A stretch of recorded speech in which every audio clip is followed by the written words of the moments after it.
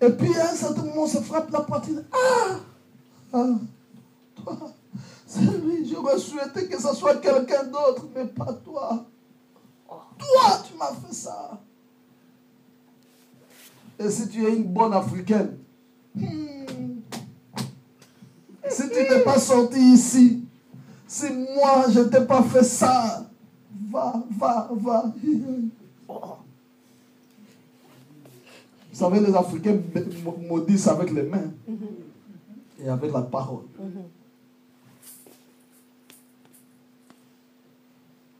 Et notre fils, maman,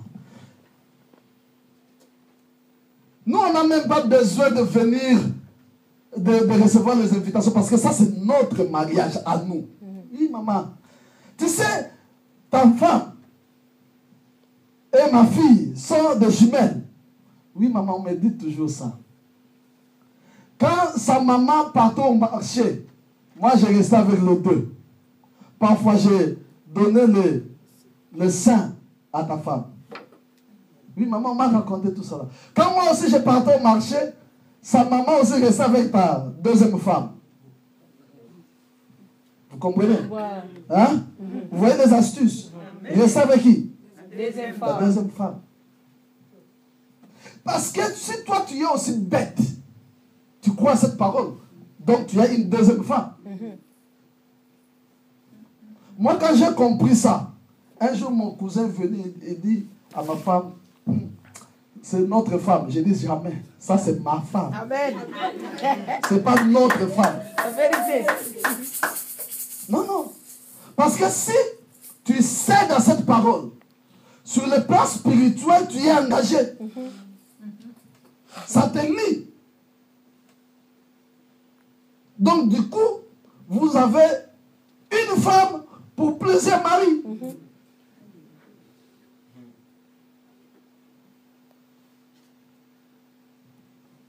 Quelqu'un comprend ce que je dis? Amen. Dieu m'a dit, Josué, si quelqu'un te fait du mal, ne rends pas le mal par le mal. À moi la vengeance, à moi la rétribution. Mais si quelqu'un parle mal contre toi, ne ferme pas ta bouche. Posez-moi la question, ça se trouve où dans la Bible? La Bible dit, toute langue qui se lèvera en justice contre toi. Qu'est-ce que la Bible dit? Moi, Dieu, je la condamnerai. Qu'est-ce que la Bible dit? Toi, tu la condamneras. Toi, tu ne vas pas te marier. Je condamne ça. Toi, tu n'iras pas loin. Je condamne ça. Si toi, tu dis, c'est mon papa, c'est ma maman, c'est ma tante, ça te prend.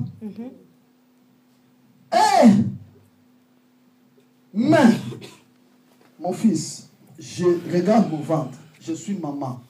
J'ai eu aussi des garçons comme toi. Mon ventre a fait sortir 8. Je connais la douleur. Vous êtes en Europe. Je sais que vous ne ramassez pas l'argent. Vous souffrez pour avoir l'argent. Mais je ne voulais pas te le dire. Je le dis parce que je t'aime. Je te dis comme maman. Je ne dis pas que tu te sépares de ta femme.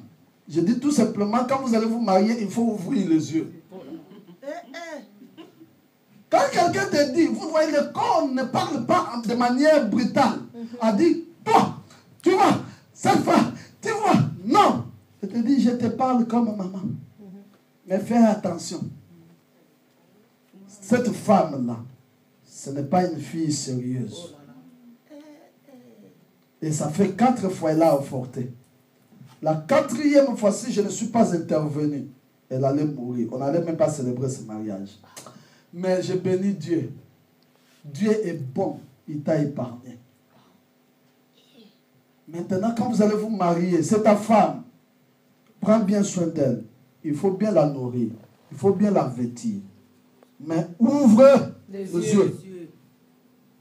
Si vous suivez bien, c'est comme si elle donne un bon conseil. Mais l'esprit de corne, c'est quelque chose qu'on peut négliger. On peut jeter. On ne mange pas le corne, on jette ça. On mange la chair.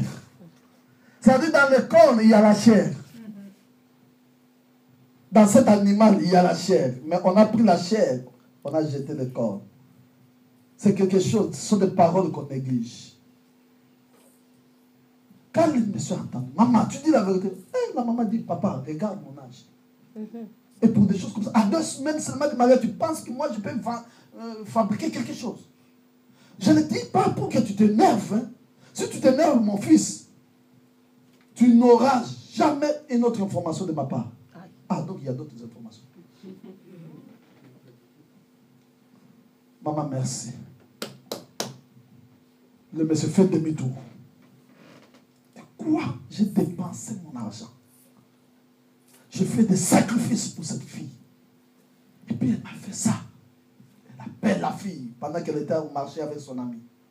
Toi, espèce d'impudique, c'est fini. Tout ce que tu as comme argent, si tu veux, tu donnes à tes parents.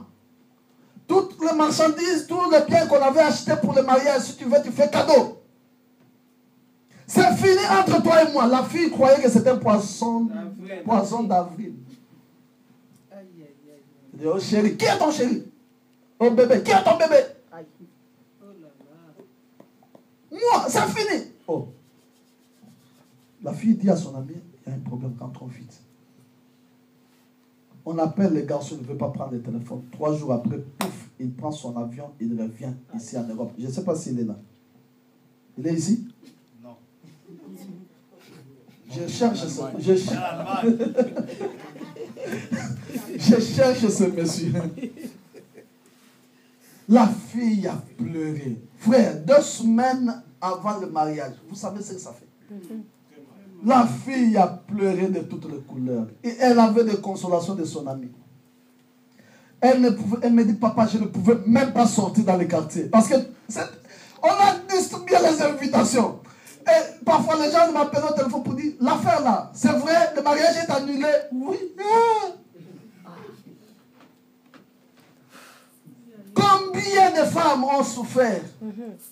J'ai investi mon argent pour ces études. Tu n'avais rien. Aujourd'hui, tu as quelque chose, tu me chasses. Ce n'est pas grave. C'est toi. Je n'ai rien dit. Quand elle me parlait, elle est tombée sur mes épaules. Elle a mouillé mon costume de larmes. Papa, papa, papa. Et vous savez quoi? 6 mois après, le monsieur s'est marié avec son ami. La fille de la parcelle voisine. 6 mois après. J'ai dit, tu ne seras pas victime au nom de Jésus. Amen. Oh, dis-moi amen. Amen. Oh.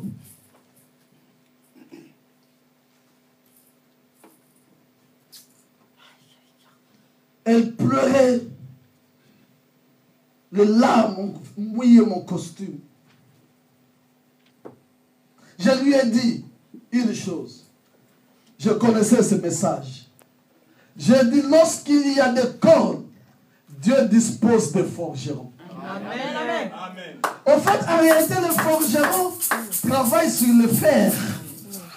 Normalement, on devrait dire que c'est une force disproportionnée. Ce n'est pas analogique. Ce n'est pas normal. Pour les cordes qu'on utilise, quelqu'un qui utilise le fer. Mais l'éternel Dieu que nous servons, pour ta situation, il utilisera une force extraordinaire. Amen. Amen. J'ai pris cette fille, j'ai prié pour elle. Je vous annonce une bonne nouvelle. Dis-moi bonne nouvelle. J'ai prié pour cette soeur. Aujourd'hui, elle s'est mariée. Elle et son mari sont diplomates en Israël. Amen. Amen. Dieu peut le faire dans ta vie. Amen. Même s'il y avait des choses qui t'ont humilié, ce soir, Dieu va te relever. Amen. Je dis, ta tête sera relevée. Amen. Amen. Si tu dis Amen, que Dieu te relève. Amen. Si tu dis Amen, que Dieu relève ta famille. Amen. Je dis, si tu dis Amen, que Dieu relève tes enfants. Amen. Combien ont été humiliés? Je finis en disant ceci. Un jour, j'étais encore au Bénin, je suis allé voir mes filles de l'église qui avaient un atelier de couture. Je parlais avec eux. J'ai trouvé un monsieur qui était là. Un compatriote aussi. Et Ce monsieur me dit, apôtre, tu sais, nous on t'apprécie beaucoup. C'est bien, n'est-ce pas? Chacun de nous a besoin d'écouter de bonnes choses le concernant. Nous on t'apprécie beaucoup. Même si nous ne venons pas dans ton église, moi et mes amis, nous parlons bien de toi. Un jour, nous viendrons. Gloire à Dieu, frère. Les portes sont ouvertes. Si Dieu vous fait grâce, venez faire le culte avec nous. Alléluia. Amen. Il n'a pas fini de parler. Il dit, mais il y avait un pasteur ici qui s'appelait Josué Mbakata. Un escroc.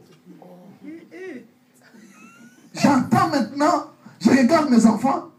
Moi-même, j'ai eu mon cœur qui a battu.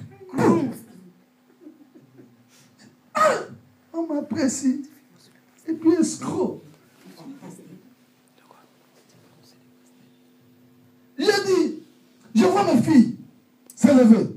Quel est Josué Mbakata escroc? Notre papa. Il dit non, ce n'est pas l'apôtre. C'est un pasteur qui était ici.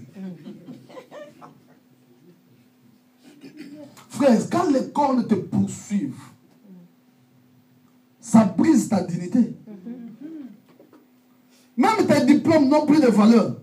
Les gens, lorsqu'ils te voient, ils te minimisent. Ils te fritent. Tu n'es rien. Tu peux te mirer. Tu dis, je suis une belle femme. Quand tu sors, les gens disent, laisse tomber. Laisse tomber. Quand les gens te regardent, ils disent, lui là. Zéro. Et tu ne peux pas parler au milieu des gens. Quand tu veux parler, les gens disent, même toi aussi. Ah, laisse tomber. Je vois mes fils. Josué Mbakata. Il dit, non, pas l'apôtre. Un pasteur ici, il s'appelait Josué Mbakata. Il a même répété 2 fois. J'ai dit au frère, j'ai posé la question au frère, il était comment ce Josué Mbakata là?